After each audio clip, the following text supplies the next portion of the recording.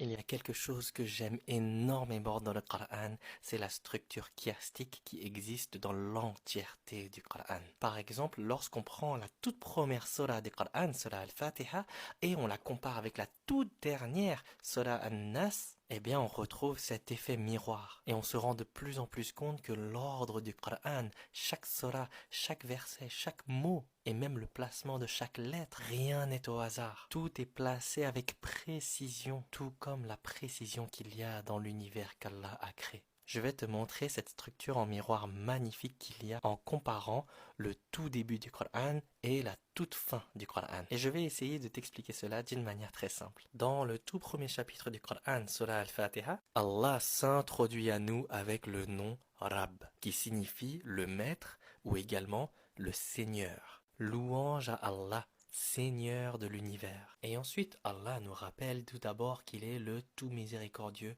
le très miséricordieux. Puis, il nous dit qu'il est Malik, le possesseur du jour du jugement. Puis ensuite, lorsqu'on va à la toute dernière surah du Coran, par quel nom Allah commence?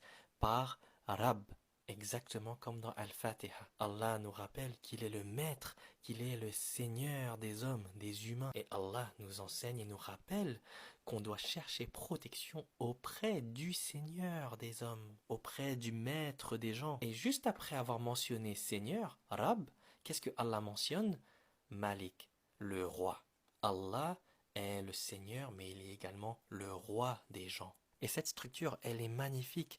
Allah commence le Coran en nous rappelant qu'il est le Seigneur, Rab, et qu'il est également Malik, le propriétaire absolu. Et à la toute fin du Coran, Allah nous rappelle qu'il est le Seigneur, Rab, et également qu'il est Malik, le roi. Et oui, la langue arabe, elle est très profonde. Si on dit Malik, ça veut dire le propriétaire absolu, et si on dit Malik, ça veut dire le roi. C'est profond et c'est subtil. Maintenant que tu as compris cela, tu vas pouvoir comprendre encore plus de choses. Dans Al-Fatiha, le début du Coran, Allah nous dit qu'il est le Seigneur de l'univers. Et juste après, il nous rassure en nous faisant comprendre que le Seigneur de l'univers, eh bien, c'est un Seigneur qui est tout miséricordieux, très miséricordieux. Mais un Seigneur qui est juste miséricordieux ne peut pas être un bon Seigneur.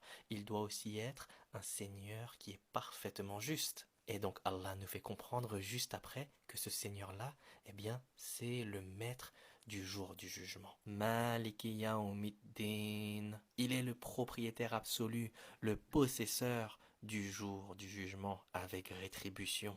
À lui appartient le jugement dernier. Il est le juge suprême. Il accorde la justice